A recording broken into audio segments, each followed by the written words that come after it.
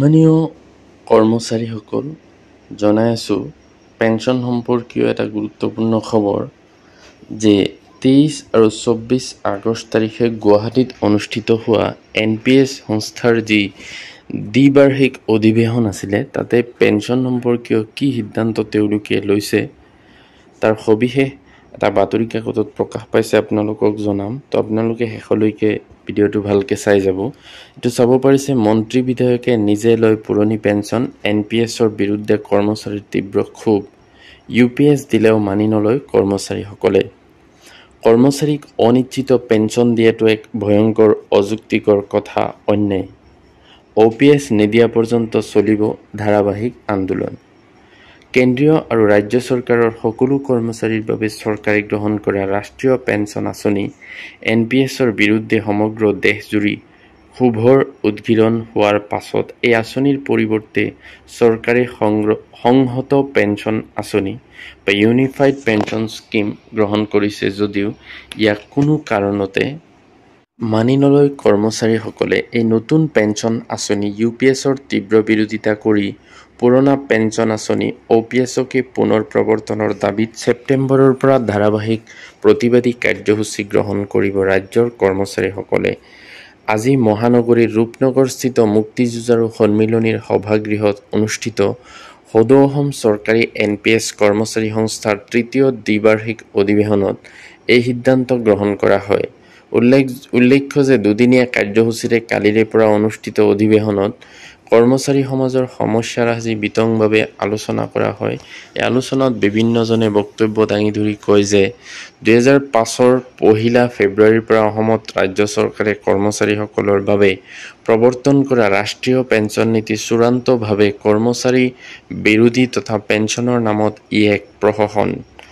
ভাৰত চৰকাৰে NPSৰ সলনি নতুনকৈ UPS প্ৰৱৰ্তনৰ বাবে যি ব্যৱস্থা গ্ৰহণ কৰিছে ইয়াৰ তীব্ৰ বিৰোধিতা কৰি কৰ্মচাৰীসকলে OPSকে পুনৰ প্ৰৱৰ্তন কৰিবলৈ চৰকাৰক দাবী জনায়।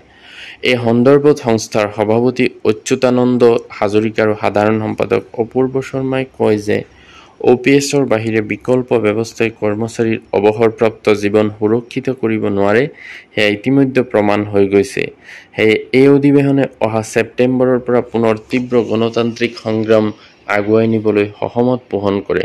লগতে বিভিন্ন শিক্ষক কৰ্মচাৰী সংস্থাৰ প্ৰতিনিধিয়ে একমুখে আগন্তুক সময়ত NPS বিৰোধী সংগ্ৰাম চলাই OPS প্ৰাপ্তিৰ দিশে আগবাঢ়িবলৈ সংঘবদ্ধ হ'বলৈ মত পোষণ কৰিছে বুলি তেওঁলোকে কয়। ইফালে কাৰ্যসূচী উদ্বোধন কৰি অসম সচিবালয় সেৱা সংস্থাৰ সভাপতি চন্দন কাকতিয়ে আন্দোলন কাৰ্যসূচীলৈ সচিবালয় সেৱা সংস্থাৰ সহযোগিতা নিশ্চিত কৰাৰ লগতে অন্যান্য শিক্ষক কৰ্মচাৰী সংস্থাকো সহৃদয়তাৰে আগুৱাই আহিবলৈ আহ্বান জনায়। একেদৰে মুকলি সভা উদ্বোধন কৰি অধ্যাপক জগদীশ চন্দ্ৰ গোস্বামীয়ে কয়, মন্ত্ৰী বিধায়কসকলে নিজে পুৰণি পেঞ্চন লৈ কৰ্মচাৰীসকলক অনিশ্চিত পেঞ্চন NPS দিয়াটো এক ভয়ংকৰ অযুক্তিকৰ কথা, এয়া এক অন্যায়। সভাত বিশিষ্ট অতিথিৰূপে অংশগ্ৰহণ কৰি অৱসৰপ্ৰাপ্ত IAS বিষয়া তথা অসম প্ৰশাসনিক ন্যায়াধিকৰণৰ প্ৰাক্তন অধ্যক্ষ ৰাজীৱ কুমাৰ বৰাই অসম চৰকাৰৰ বিত্ত বিভাগে ভালকৈ হিচাপ কৰিলে কৰ্মচাৰী সমাজক পুৰণি ব্যৱস্থাৰে পেঞ্চন দিয়াত অসুবিধা সৃষ্টি নহ'ব পাৰে বুলি মন্তব্য কৰে। লগতে বৰাই সামগ্ৰিক পৰিস্থিতিত কৰ্মচাৰীসকলক চূড়ান্ত দুৰ্নীতিগ্ৰস্ত আৰু জনবিৰোধী ৰূপে প্ৰতিষ্ঠা কৰিবলৈ কুৎসিত প্ৰচেষ্টা চলিছে বুলি অভিযোগ কৰি কৰ্মচাৰী সমাজক কামেৰে ইয়াৰ উত্তৰ দিবলৈ আহ্বান জনায়। উল্লেখ্য যে আজিৰ সভাই সদৌ অসম চৰকাৰী NPS কৰ্মচাৰী সংস্থাৰ আগন্তুক দুবছৰীয়া কাৰ্যকালৰ বাবে সভাপতিৰূপে পুনৰ অচ্যুতানন্দ হাজৰিকা আৰু সাধাৰণ সম্পাদক অপূৰ্ব শৰ্মাক নিৰ্বাচিত কৰে। লগতে সভাই আগন্তুক সময়ত কৰ্মচাৰীসকলৰ কৰ্মস্থলীত সুৰক্ষাৰ স্বাৰ্থত এক কোষ গঠন কৰিবলৈ সিদ্ধান্ত গ্ৰহণ কৰে। তো এইখিনি আছিলে সেই বাতৰিটোত প্ৰকাশ কৰিছিলে যে এইখিনি সিদ্ধান্ত লোৱা হয়। তো ভিডিঅ'টো ভাল লাগিলে লাইক এটা কৰি দিব আৰু মোৰ চেনেলটো ছাবস্ক্ৰাইব কৰি থ'ব। Thank U.